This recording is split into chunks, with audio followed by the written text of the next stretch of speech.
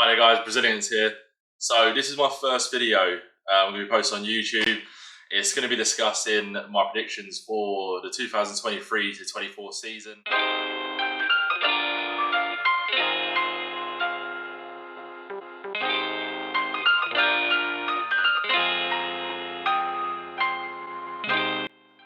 Right, so Charlton. Obviously I'm not going to read off a hymn sheet. I don't need a hymn sheet for Charlton, so this is my little book I've had looking at that can go. I'm very excited for this season about Charlton. Very, very, very excited. I think it's the most I've looked forward to a season since Bowyer season. And I'm going to apologise here because when I get animated and excited, I sort of lose focus of the camera. And again, I'm trying to talk more natural to the camera. So before I had this knack of like looking at my sheet and trying to keep dead beamed eye contact with the camera because I'm going to be talking to frankly strangers. But when I get passionate about saying, I kind of can't contain the excitement. I sort of wave my hands around, I talk a lot. But yeah, I've since Lee Bowyer and the promotion season, I've not been this optimistic. I think we've got a really fantastic chance of getting the playoffs. Or if not, at the very least, sort of building something. It's been too long since we've had like a manager that all the fans can sort of get on board with, and I truly believe can get us up. So without further ado, I'm going to start talking about Dean Holden.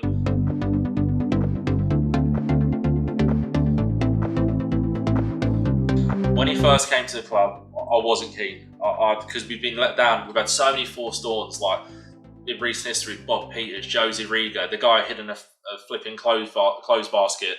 We've just had such shit managers, and I was really intrigued when we signed Ben Garner. I was really upbeat because I looked at his stats and I thought, you know, I'd love to see a possession-based Charlton that passed the ball a lot, a confident playing from the back.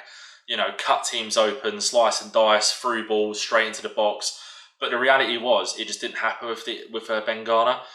All we had was one great result against Plymouth, where we pumped them. But frankly, they were 10 men, and I think we were 2-0 up when they were 10 men. And look, from that point onwards, I'm pretty sure Plymouth didn't lose for like 10 games, and we then lost like a shitload of games. So what I'm trying to get to is that it was sort of like a false dawn with Ben Garner. And Johnny Jackson, I love Jacko, like club legend, one of my favourite players I've watched since being outside the Premier League. But obviously, I think he needs time to, you know, build up his management career. But I have no doubt in my mind that he's the kind of personality that could become a good manager. I just think the time wasn't right for Charlton. It was perfect when he first came in because obviously it was a manager that players could connect with because they knew him, played with him. The fans were on board, but unfortunately, I just don't think he had the tactical, intelligence, let's say, to get us where we want to be. But I really hope that Johnny Jackson works out at Wimbledon. But anyway, that's the point to Dean Holden, is that when he came in, wasn't very optimistic. I thought that it was a bit of a new owner's manager, just like getting a mate in sort of thing. It felt like the same old Charlton, but it's not that at all from what I've seen. He's a straight-talking manager. I really like the energy he sort of brings. He's, you can just tell if you played for him.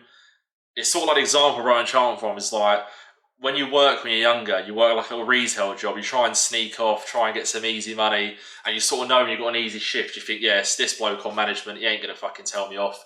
But you can tell with Dean Holden, there's none of that. There's no way, sorry, I reached my nose again.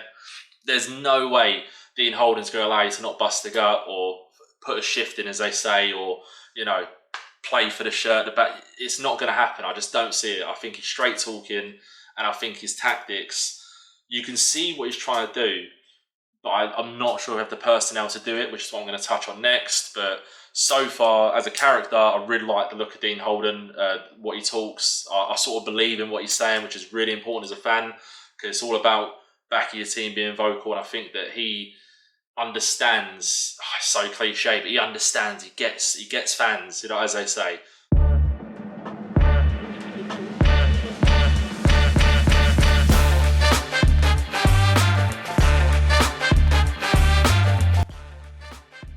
Alright, we're back. So I had the itchiest nose in the world. I couldn't stop touching my nose on camera. I had to stop doing that. Right, so what we'll look at next is the personnel of the squad. So I'm going to touch on the youth players coming through first. So Asimwe and Croy Anderson are just absolutely fantastic. Like, I've really been worried about right back because with Egbo, I get the feeling Egbo's got there's a player in there somewhere, but he was unfortunate of injuries, and the reality is he come from a League Two side. He was Ben Garner's signing. I'm not quite sure if he was up to what Dean Holden wanted, so I was really concerned about right back. But with Asimwe coming through, he just looks so comfortable, and the chemistry he has with Corey Anderson, it's just like there's no communication there. They just know what they're going to do, and that is how football goes. If you play the right side of the pitch, you work with a right side midfielder as a right back or left back, or a striker pair, you sort of get that instinct where you know where they're going to be, you know what they expect without even having to communicate. So there's no bedding period. So I think it's a massive gain for us that we've had 2 academy boys come through, and they're both just so naturally gifted and play together. And I want to touch on the Millwall game, the pre-season, which was a great test for us because, begrudgingly I say it, Millwall are a good team now, let's face it. I'm not going to sit here and talk about it, but Millwall are a good team at the moment, and it was a good test for both of us, I thought, because it didn't really feel like a pre-season game. We both tested each other. Neither of us wanted to lose the game, frankly. So, and in that sort of atmosphere, I really thought that Asimwe and Corey Anderson were very good on that right side of the pitch. And also, another one I want to touch on is Deji. I thought Deji was really good on that right-hand side as the right centre-back, which it gives me a lot of hope and promise because we've got players coming from the academy that are stepping up. So, with all due respect, I can't believe I didn't mention him on the video, Albie Morgan at Blackpool. Jesus, how did I not mention him? Anyway, with all due respect, I've always thought Albie sort of flattered to deceive a little bit. I really wanted it to work out for Albie. He's a Charlton boy, came from the academy. You always want players like to do well. But the reality is, I felt like a lot of the time, people would get deceived by some of Albie Morgan's play. I don't think he was that consistent with his passing. He was never really much of a goal threat. I used to get so frustrated because you see him run halfway down the pitch and to get a shot on goal, and it was always a bit of a sponge foot shot. It's just a real shame because I think with Albie there's so much promise there, but I think it's a character thing. There's a lot of character building that needs to happen there for him to be the player that he could be. And I'm going to talk about Albie because I didn't mention it at Blackpool and I wanted to and I completely forgot. But yeah, with Albie, I just think that he needs to be a bit more of a stronger character to develop as a midfielder. There is a player in there somewhere, and I can never fault Albie for his efforts at Charlton because he really did put in a shift and he never hid away. But I just think he needed a move, and I think it worked out for both parties. And on that note, I hope Albie does really well at Blackpool. Actually, top lad by all accounts. Yeah. So the differences between a player like Corey Anderson and Albie Morgan is that you can tell that Albie was having that mental warfare where he was getting his head in his hands, and I think Bowyer sort of hung him out to dry a few times back in the day, and I don't really get that impression of Corey Anderson. I feel like he's got the support of the management, and I think he's full of life, he's full of confidence, and I think that he plays with fearlessness, and he's not fearful when he has the ball. It's really important for a young player just to go for it and not let that psych side of the game ruin you, you know, and I like that, the fact that he sort of just plays like you would in a cage or in a football playground, and that's what him and Asimwe remind me of. They sort of just glide up the pitch, and that's a lot of promise there. So I thought I'd touch on them, and obviously Deji, just more than adequate backup centre-back in my opinion. I wouldn't like to see him quite starting for Charlton yet, so he needs to do a bit. We need to sort of bed him in. I'd like to see him against Newport in the Cup and maybe some Pizza Cup games. But I think Deji's got a future here. I think Asimwe and Corey Anderson certainly have a future. So we'll get them boys out of the way. So yeah, very excited to see them play. Aaron Henry obviously signed a contract. I'm in the party of, or the camp rather, of the Aaron Henry, sorry, bloody hell. He needs a loan spell because, again, he's a boy that's got talent on the ball. And I think he's got that footballer's knack, but I don't want him to become another Albie where he gets overplayed for us and starts to lose his head a bit, you know, head drops down. I want to see him go somewhere and get that confidence. I think it's important for a player to be starting week in, week out and build him up. So I'd like to see Aaron Henry go on loan actually.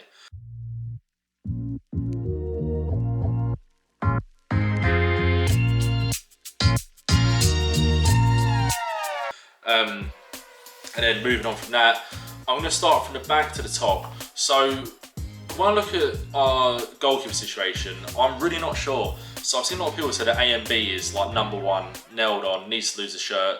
I've seen other people opt for Harry Isted because obviously he had the performance he did against Sheffield Wednesday in League One playoff final. But the thing is, for me, I can't really pick out who I'd rather start because like for me, Ash doesn't give me the confidence a goalie should. I can appreciate he's a good shot stopper. I think if you were to stick Ashley at like, so let's say one of the teams mentioned earlier, it's like Northampton, let's say. I think he'd stand out like a sore thumb because I think they're going to face a lot of shots teams like that, and I think you'd really see the best of him. The problem is with a Charlton goalie in League One is that we're expected to have a lot of the ball, and there's going to be quick instances where a keeper needs to be active on his feet and get ready to save. And I think this is where he's going to be his downfall because I think he does. I think there might be a bit of a concentration skill there, similar to Craig McGilvery, to be fair. So when Craig McGilvery used to get like shots at him from close range, he was all over it. He was very good. He was cat-like. But when a ball came at him from range, it was like he had no. It's like he needed glasses. It just goes straight in. I was just to think, is that a lapse in concentration? Is that a visual thing? Is that a positioning thing? And I'm worried Ashley's in that same category where, although he's a good shot stopper when faced with a multitude of shots, it's that one lapse in concentration I think he lacks. And I think Eisted is a bit more experienced in that manner. I think that he's a bit more of a grown adult goalkeeper, as I still think Ashley has got a lot to learn.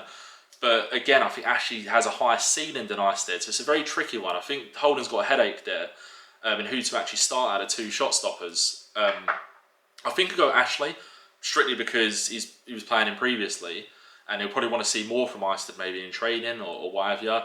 But I think that's a real problem. But by all accounts, I think they're both good enough for us, but I'm just not sure who to pick out of the two of them. After that, I look at our left-back problems, and obviously, I think they might have been saved with Teo Eden. We've obviously wanted him from last season, January.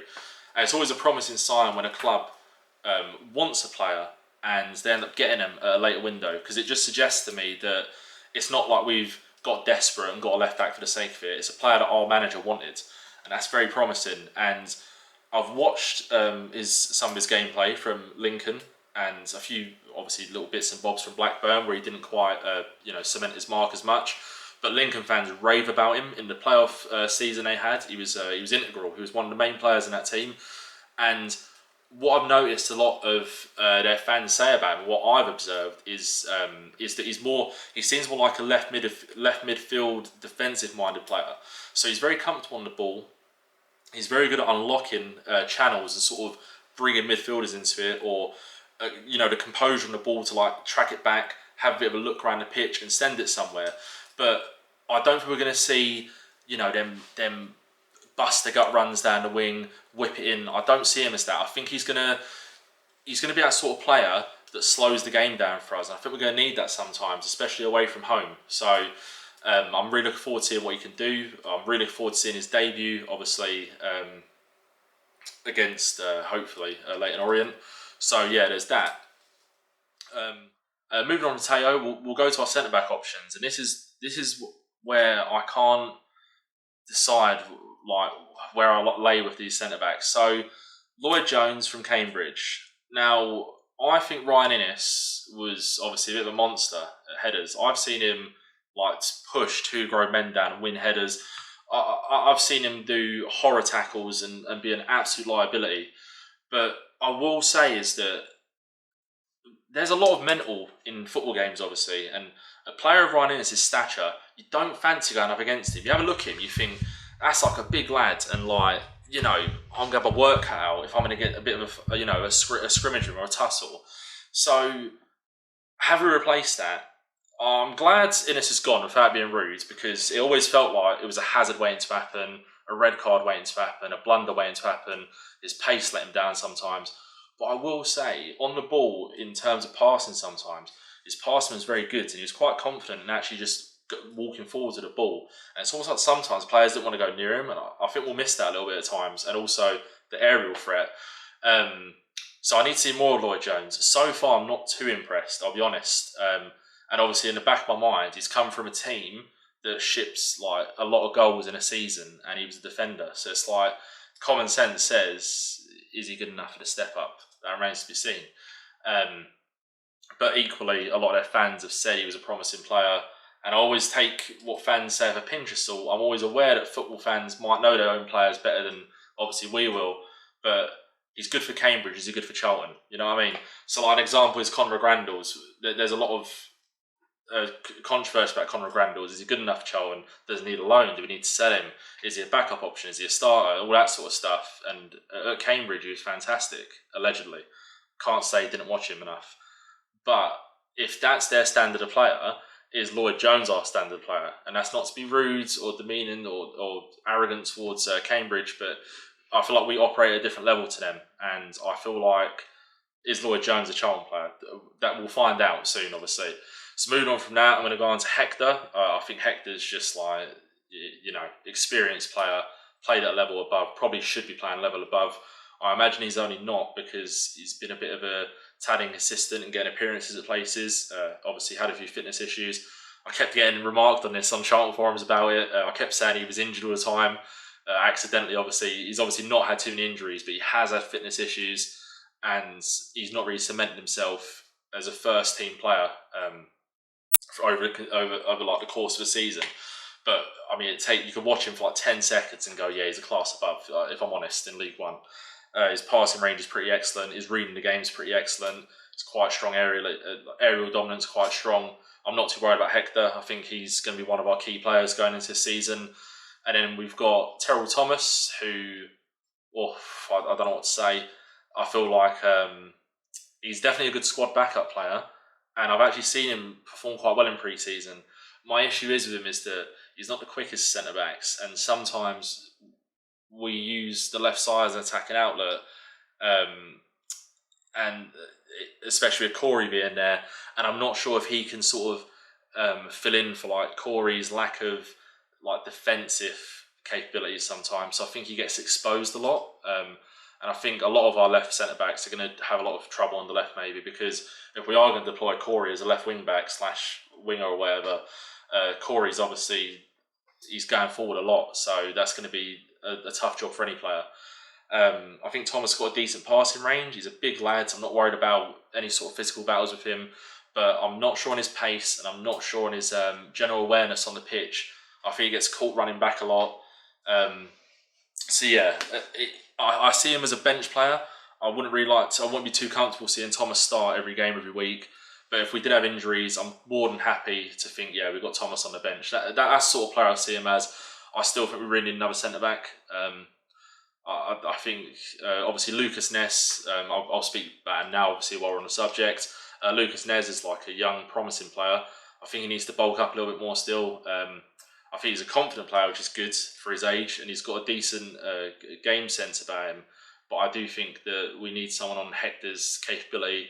And if I was to look at other clubs like, Sonny Bradley, Ricardo Santos, those sort of centre-backs, I really wish Charlton had one more like that, just sort of partner with Hector and just be a bit more assured, I'd feel. Because obviously in our promotion season, we had Piercy and Patrick Bauer. And obviously Bauer was just like fantastic for us. And Jason Pierce, a proper leader. And I think we have that sort of experienced leader sort of head in Hector, but I think we need like a younger centre-back that's got a high ceiling next to him, just to sort of steady the ship a bit more going forward. But that's my real review about the back line. I think that's about it really in the back line. Yeah, so we've got Eden coming through, Egbo, not sure on him, Lloyd Jones, Yeah, that's about it really for our defence. I'm not too worried about it. Like I said, I'd like to see a centre-back addition. And then obviously with Teo Eden, I think it's a fantastic addition. So I'm really excited to watch him play as the season goes on. Look at the midfield, and this is our strongest position, like by a mile. It's not even funny. Like I'm surprised we're not playing a formation that's like heavy. Sorry, I can look at my camera by the way. I'm looking at the timer to make sure it doesn't run out again or battery. Yeah, with our midfielder options being so heavy, so obviously we've got Scott Fraser, George Dobson, Panucci Kamara on loan. We picked up Terry Taylor on a free from Burton. We've also got Croy Anderson, and then we've obviously got options like I've lost my bloody train of thought here. How have I done that? Conor Grandal, sorry, and Payne, obviously Jack Payne. Jesus, I do apologise. That was a long time there to get my brain together. Again, getting used to the camera. Yeah, so we've got a lot of midfield options, and I feel like a diamond might suit us more, but then the issue with the diamond is we lack the option for a strike partner for May, and then obviously Corey Blackett-Taylor, who I believe is one of our best attacking outlets, one of our most important players, where does he fit into a diamond formation? So that's the headache we've got. But we do seem to be overloaded midfielders. And what I will say is Scott Fraser is definitely a player that flatters to deceive, but I do think he's key to us because he's one of the most composed players we have on the ball. It's like when he's on the ball sometimes, like time slows down. Like when you watch football sometimes, you'll sit there and every fan does it. You'll think, does he get paid this amount for, and rare. But the reality is, it's so hard when you're a football player and you've got all that time, you've got a very minimal amount of time on the ball before you're getting hounded. And I think sometimes his footwork is just fantastic. Like he's very relaxed. He's got a bit of a swagger about him when he's on the ball. My issue with Fraser is his off-ball capabilities. I think he doesn't track very well. I don't think his endurance is very good. I don't think he's got a very good engine. I don't think he runs about a lot. And I know a lot of fans expect that, and like it's a bit of a silly thing to expect. But I think in midfield it's really important. I think for a winger and a striker you get away with a bit more because your job's obviously a bit more to score goals and stay out front and all that sort of stuff. But when you're a midfielder, you need to have a bit more tenacity about you and a bit more fight. And then sometimes I just think the way he walks up to take a corner, the way he takes a free kick, it's just a bit slow. But equally, he's a very key player for us. So I want to see a big season from Fraser. I expect him to be our top assister, and I think he's going to pop up a few goals. But I would like to see a bit more from Fraser. If you could sort of mesh Dobbo and Fraser together, that would be an unbelievable midfielder. But that's not how it works, unfortunately. And moving on to that is George Dobson. And I'll be frank, he is like one of my favourite players. I absolutely love him as a character. He's everything you expect as a fan to watch your player do. Doesn't shirk from challenges. He's a fantastic tackler. Like some of his tackles are ridiculous. I think I've said it before, if he was at a club like your Northamptons and Carlisle, every week they're getting, every other week or whatever, they're getting results because he's the kind of player that's got so much bite and he'll just always like win balls, get the ball, like keep the ball ticking. There's just something about him. You're just drawn into him when you watch him. He's a bit blockbuster. Obviously I want him to be a bit more creative and score more goals, but maybe I'm asking too much because he is kind of like the perfect anchor at League One level. And the other thing I'm going to say about him is in pre-season notice is that, sorry if I'm speaking a bit too fast, is that he's so much more relaxed on the ball when we first got him. So like, I kind of underappreciate him sometimes how much he sort of slows down the game for us. Like he just seems like he has more time on the ball than other people. Like, and his footwork's kind of underrated. Like sometimes he'll do like cheeky little like spins or turns, shoulder drops. He'll send players the wrong way. He'll send them to the shops, and I just think could he do more than what he's doing sometimes? But he's a player that's got a high ceiling, Dobbo, and I'm expecting a real big season of him. When we first got him, let's be honest, no one was fancying it. Like we had a midfield of Albie Morgan, Sean Clare and George Dobbo, I think, first game of the season. And it was just shocking. It was just terrible. And no one was really sure about George Dobson. Our second season, obviously player of the season, he was just brilliant, like in terms of, like again, I love this word, tenacity, the willpower to sort of like get stuck in.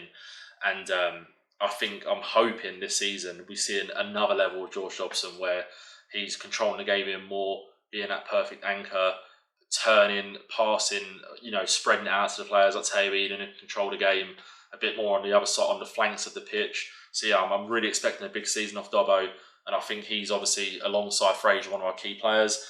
Moving on is going to be Panucci Kamara, the new boy. I've wanted Panucci Kamara to be a Charlton player for maybe 3 seasons. I've been a massive admirer of him, for like 3 seasons. Every time I used to watch us against Plymouth, I thought he was just absolutely phenomenal. It was like he did the job of 2 midfielders. He's tall, he's dangly, he puts a foot in, the ball seems to stick to his feet. He's obviously a bit of a goal threat. His dribbling's fantastic. He gets stuck in. He's got a great engine. Like he's just got so many like positives about him as a player. And I think we've done really well to get him. I know it's a loan, and like you can sit there and start worrying about the future. Is he going to stay at Charlton or at Jazz? But for now, all I'm thinking about is that I want to see Charlton get promoted. And if he does what Josh Cullen done for us, for instance, then happy days.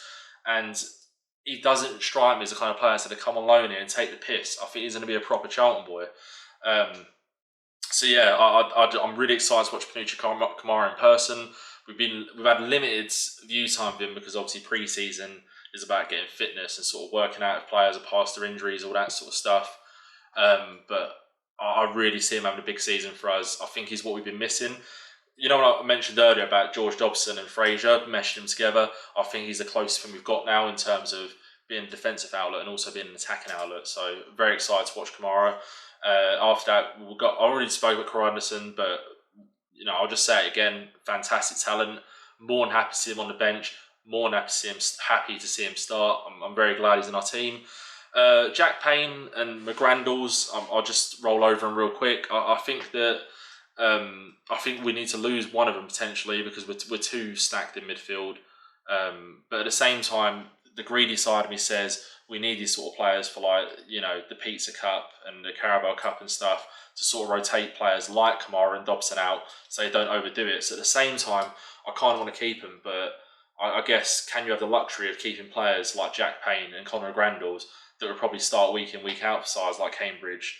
Again, no disrespect to Cambridge or Northampton. So I'm not talking about them too much because I don't expect them to be pivotal parts of the squad this season. But I think Jack Payne's a real good attacking outlet when he comes on sometimes. He's quite quick, he's quite nippy. He tends to get us into action quite quick, but obviously he's not ideal as a midfielder because he lacks the physical presence of someone like Panucci Kamara or George Dobson. So for that reason, I wouldn't be too upset to see him moved on. And then McGrandles, I think is quite important because if there's games where George Dobson's looking a bit knackered, he's sort of a like-for-like replacement. He can sort of fill in for that role of getting about, good engine, all that jazz. So I'd like to see Conor McGrandles stay. And then the new boy is Terry Taylor. If Burton fans are anything to go by, we've signed the next David Beckham apparently. I don't know, but he seems, from watching his videos, he's got great dead ball delivery. We've lacked someone good at corners for how long? All our corner takers are shit. I don't even like us getting corners sometimes. I'd rather us just let them get a goal kick half time because it don't even beat the first man. So it's nice to actually have watch a video of a player on YouTube we sign, and I'm just hoping he's not like Ben Reeves because he looked like a set piece specialist as well. But he looks like he's someone who can actually send the ball in the right box, and whether or not it's gone too high and it's 50-50, I'd rather that than it not go anywhere. So what I'm trying to get to, it's going to be nice if we can send some balls in the box and our players who are big lads like Terrell Thomas and Ness and Jones and Kanamara even, can we actually score a corner, like a corner header for once? So that'd be nice to watch. And obviously, again, some of a lot of potential, a lot of upside. That apparently he's allegedly ready for championship. So I'm looking forward to seeing if a player drops out of form, does he come to the side and take their shirt, all that sort of stuff. So yeah, I'm excited to see how Terry Taylor gets on as a Charlton player. And we'll go to the front line. I'll touch on Alfie May last. So I'm with Kirk. I'm not going to sit here and start ripping into Kirk because he gets a lot of hate as it is. But I don't really rate Kirk too highly, to be honest with you. I'm not going to sit here and hype up every Charlton player. I think he slows down our attack a lot of the time. I think he's a bit of a luxury player. I think he'd be good if there was, we had more of the ball and he had more time on the ball to swing balls in the box, because clearly he's got a bit of a talent in terms of set piece delivery. But ultimately, his shooting's not too great. He can't really skin a man. I don't really see him run past someone like Corey Blackett-Taylor does. And I think he slows down our attacking play a lot of the time. So, if anything, I wouldn't mind seeing Charlie Kirk moved on. Whether or not that's a loan or a fee to get someone else in the squad, I don't know. But ultimately, I'm just not Charlie Kirk's biggest fan. But hopefully, he has a good season for us. He was pretty decent in pre-season, to be fair to him. But he's just not as good as players like Campbell or Corey Blackett-Taylor, in my opinion. And then moving on to, I will mention Campbell again, another academy boy. We are at the moment, we seem to just be on a bit of a roll with getting these players going through the conveyor belt. I don't know, like Campbell's just fantastic. He falls into that mould for me where he's fearless. He doesn't go on the pitch and the occasion don't seem to get to him. He runs at players. He doesn't give up. He fights players. So I'm really excited to see Campbell grow as a player. If he can bulk up a bit, maybe grow a bit and get a bit more intelligence as a player, we might have a real serious player on our hands, because I think he's really special in terms of his pace and footwork and decision making at times. So I'm really excited to see Campbell, and I think, could we ask for a better option as a sub even? I think he'll probably start actually a lot of games this season, but even as like a sub player, could we ask for any better? I don't think so, especially someone from the academy. And then I'm going to talk about Corey Blackett-Taylor a little bit. Just brilliant. Either brilliant or a dud, but I'd say more times brilliant than a dud. I'd like to say anyway. I think he's a fantastic attacking outlet. He's exciting. He just makes it look so easy when he dribbles past people. The only thing that frustrates me with Corey is that I feel like we're playing a system that might not be catered to him, so we might not be able to get the best out of him a lot of the time. And the other thing is, sometimes when he beats people, he goes a bit too far. And there's times where he could cut back and maybe try and sink it with his right foot, but he seems to just want to keep going and send the ball in sometimes. So I think I'd like to see Corey take a lot more shots, but I've got a feeling, a sneaky feeling, he'll be similar to Fraser in the sense I can see him being quite high up on our assist leaders this season. So I'm expecting a better season from Blackett-Taylor than previous seasons. And as for other attacking outlets, obviously we've got the main man himself, Alfie May, Charlton number 9. Buzzing. Similar to Minucci Kamara, I've wanted Alfie May at Charlton for a few seasons now. I seem to be getting quite lucky with sort of wanting players to come to Charlton. They've ended up there. I've had a few in the past. I'm not going to start reading them off, but yeah, very happy to see Alfie May as a Charlton player. Just based in pre-season alone, I just think he's relentless. He reminds me of Dion Charles at Bolton a little bit. He just doesn't stop running. He causes goalkeepers to panic and miss-kick it off the pitch or to the wrong player. He causes defenders to panic and pass back to the goalies. They're on the option. And I feel like if we had a strike partner that was a bit more physical, we'd be absolutely, people would be in serious trouble, because I really think that his runs and his intelligence off the ball and his work rates are going to be a serious problem for a lot of teams. And I really hope we sign a striker to play alongside him. And obviously, I was hoping that striker would be obviously Sam Nombe, but it looks like that might fall through now. I don't know. We never know these clubs. But ultimately, I can't praise Alf Man enough so far from what I've seen, obviously, from Cheltenham and then pre-season. I think he's an absolutely fantastic player. And I think he's easily our top goal scorer. I'm expecting him to get 20, or I'm hoping him to get 20. But yeah, that's it. That's all my rundown of the players. It's not really a player breakdown video, really, is it? It shouldn't be anyway. I mean, if I'm posting to Charlton fans, we all know what these players are capable of anyway. I sort of want to just get used to talking to the camera. The video's exceeded way more time than I wanted it to. I'll be surprised if anyone watches this, but either way, it's good for me to talk to the camera and watch it back even myself and sort of get an inkling on how I should be talking to the camera and whatnot. So finally, now that I've spoke about the players and the team, where I'm expecting us to place, and like I said earlier, I expect 5th place or just in the playoffs. I think it'll be quite comfortable. I don't want to jinx it, but I've got a really good feeling about the season. It's given me the same sort of feeling about the Lee Bowyer season, where we finished obviously 3rd and beat Sunderland at Wembley. I think if we had that extra centre-back I keep talking about, the extra striker, I really would put us down as an automatic fighter, 100%. And it wouldn't surprise me as getting automatics either. But at the same time, I think the more level-headed opinion is we're going to be a playoff contender / a playoff team, and I'm hoping we can be really hard to beat at home. I'm just going to sort of cut it there, because I've still got to do some other content, and that's that really. And again, I do apologise for the length of the video, because it's going to be a right lengthy video. I can tell it's probably approaching an hour maybe, which is way too much content. I might actually cut some of this out, to be fair. And then that's it really. I just hope we have a good season. I'll see everyone at the grounds, away, home and away. And if you see me at any games, I'd like to feel I'm quite approachable. Just come and speak to me if you want to talk about anything, Charlton, what have you. I'll obviously give pestering a few of you with my camera up, trying to get little interviews before the game.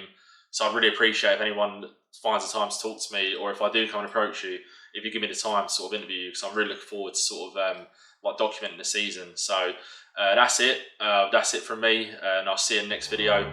Cheers guys and girls if you watched. Thank you.